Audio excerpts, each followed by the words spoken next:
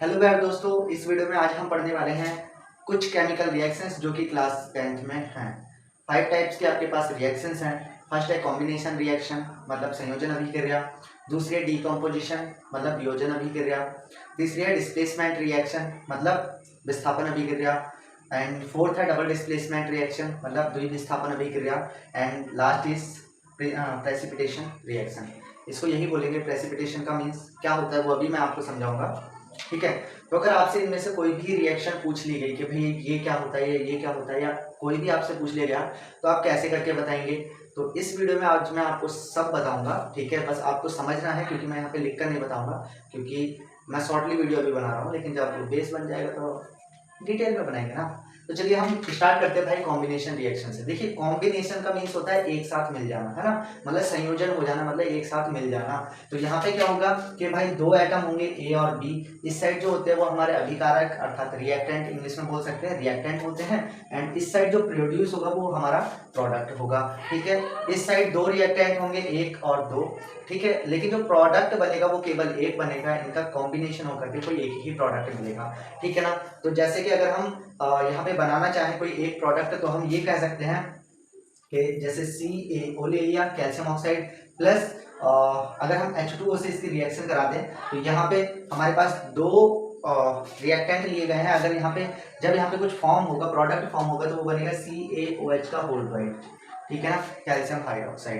यहाँ पे calcium oxide लिया एंड वाटर इसके साथ मिला दिया, देन कैल्शियम हाइड्रोक्साइड यहाँ पे फॉर्म हो गया। दो रिएक्टेंट लिया और एक रिएक्टेंट वहां पे जाकर बन गया कंबाइन होकर के। तो इस रिएक्शन को हम बोलते हैं कॉम्बिनेशन रिएक्शन।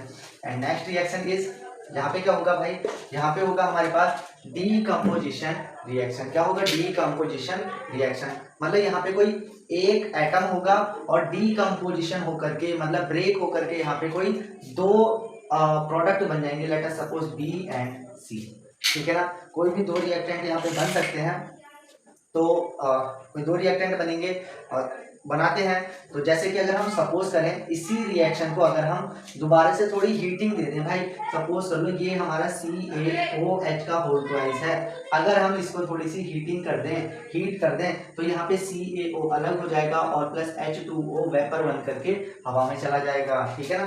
तो ये जो होगी हमारी डीकम्पोजिशन होगी, मतलब हमारे पास एक कंपाउंड था और ये दो कंपाउंड में चेंज हो गया, तो इसको बोलते हैं डीकम्पोजिशन रिएक्शन। आई होप कि आपको समझ में आ गया होगा। देखो भाई ये ऊपर क्यों गया, क्योंकि जब हम किसी भी चीज को हीट करेंगे तो वो स्टीम बन जाएगा, वेपर बन जाएगा, और वेपर हमेशा हवा में उड़ जाती है। वेपर की जो है एक फॉर्म होती है वाटर की, तो हमने इसीलिए यहाँ पे वाटर का फॉर्मूला लिख दिया है, ठीक है ना। तो चलिए ये भी हो गया। अब उसके बाद में हम सीखते हैं डिस्प्लेसमेंट रिएक्शन। तो भाई डिस्प्लेसमेंट रिएक्शन क्या होती है, तो यहाँ पे एक हमको सीरीज पढ़नी होगी, रिएक्टिविटी सीरीज। वहां पे हम मेटल्स के बारे में समझेंगे। इसमें क्या होता है कि मान लो कोई एक मेटल है, जैसे हमने लिए CuSO4, ये हो गया हमारे पास कॉपर सल्फेट। इसकी रिएक्शन अगर हम Fe से करा देते हैं, ठीक है ना, बट Fe सिंगल नहीं लिया जाएगा, 2 लिया जाएगा। अगर ये 2 लिया तो ये भी 2 लिया जाएगा। तो हमको पता है कि कॉपर से ज्यादा रिएक्टिव होता है आयरन। तो आयरन अगर ज्यादा रिएक्टिव है तो ये कॉपर को डिस्प्लेस कर देगा, हटा देगा। तो ये एक नया कंपाउंड बनाएगा 2FeSO4 मतलब आयरन सल्फेट, और कॉपर जो है वो अलग को चला जाएगा। तो इस टाइप की रिएक्शन क्या होती है, डिस्प्लेसमेंट रिएक्शन। इसमें क्या हुआ कि जब कोई एक मोर रिएक्टिव मेटल किसी लेस रिएक्टिव मेटल को डिस्प्लेस कर देता है तो this type of reaction is known as displacement reaction. तो इस तरीके की रिएक्शंस को हम डिस्प्लेसमेंट रिएक्शन अर्थात विस्थापन अभिक्रिया कहते हैं। जब एक अधिक क्रियाशील धातु किसी कम क्रियाशील धातु को हटा देती है, डिस्प्लेस कर देती है, विस्थापित कर देती है, तो इस प्रकार की अभिक्रिया को विस्थापन अभिक्रिया कहते हैं। अब हम देख लेते हैं डबल डिस्प्लेसमेंट रिएक्शन। तो भाई यहाँ पे डबल डिस्प्लेसमेंट रिएक्शन के लिए हम क्या करेंगे, डबल डिस्प्लेसमेंट रिएक्शन में ये होगा, यहाँ पे कोई हमारी रिएक्टिविटी सीरीज नहीं है, कोई भी कुछ लेना देना नहीं है। तो डबल डिस्प्लेसमेंट में बस ये होगा कि आयन का एक्सचेंज हो जाएगा। Let us suppose we have AgCl2 and HNO3। Let us suppose हमारे पास है HNO3 या फिर AgCl2, इस पर 2 आने MgOH का होल ट्वाइस, कुछ भी हो सकता है, ठीक है ना। या हमारे पास मान लो इसकी जगह पे चलो ये ले लो, अगर इससे बनेगा ये इधर आ जाएगा, ये इधर चले जाएगा। और अगर ये नहीं ले रहे समझने के लिए हम हमने ले लिया KCl पोटेशियम क्लोराइड और हमने ले लिया एक NaOH। समझने के लिए हम ये ले लेते हैं कि हमने एक जगह पे KCl ले लिया, पोटेशियम क्लोराइड, और एक तरफ हमने ले लिया सोडियम हाइड्रोक्साइड। बस ये होगा, इस पे प्लस आयन होता है, इस पे माइनस होता है, इस पे प्लस होता है, इस पे माइनस होता है। तो ये होगा, इसका जो माइनस है वो इसके प्लस से अटैच्ड हो जाएगा, और इसका जो माइनस आयन है वो इसके प्लस से अटैच्ड हो जाएगा। तो क्या हो जाएगा, K के साथ में OH आ जाएगा, और प्लस Na प्लस का है तो इसके साथ माइनस वाला आ जाएगा, मतलब Na के साथ Cl आ जाएगा। ठीक है ना।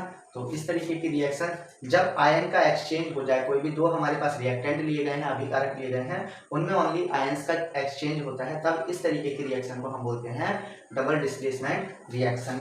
एंड अब लास्ट जो हमारे पास प्रेसिपिटेशन रिएक्शन है, ये क्या है? तो भाई देखो, प्रेसिपिटेशन का मीन्स होता है नीचे को बैठ जाना। ठीक है, एक कोई भी रिएक्शन है जिसमें जो हमारे पास प्रोडक्ट बन रहा है, ठीक है, उसमें से नीचे को कुछ चीज बैठ जाती है।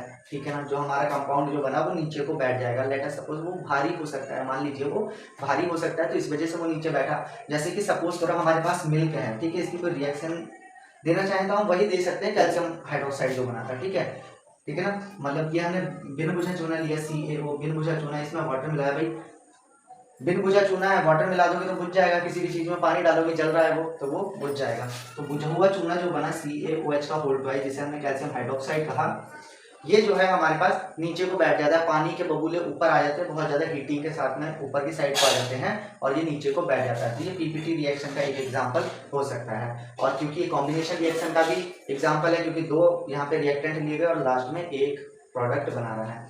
जैसे हमने मिल्क लिया, भाई इसमें अगर हम लेमन डाल दें, कोई भी एसिड डाल दें, विनेगर डाल दें, छिड़का जिसे बोलते हैं, डाल दें, तो क्या होगा, ये फट जाएगा, और फटने के बाद में जो हमारे पास ज्यादा वाटर फॉर्म जो है वो ऊपर की साइड को आ जाएगी, और जो हमारा मेन प्रोडक्ट जो बनेगा, पनीर हो सकता है, वो नीचे की साइड को बैठ जाएगा। तो ऐसी रिएक्शंस को हम बोलते हैं प्रेसिपिटेशन रिएक्शन। तो आई होप कि आपको सभी क्लियर हो गया होगा। अगर वीडियो अच्छी लगी हो तो प्लीज़ यार लाइक कर देना, एंड चैनल पे पहली बार तो जरूर सब्सक्राइब करना।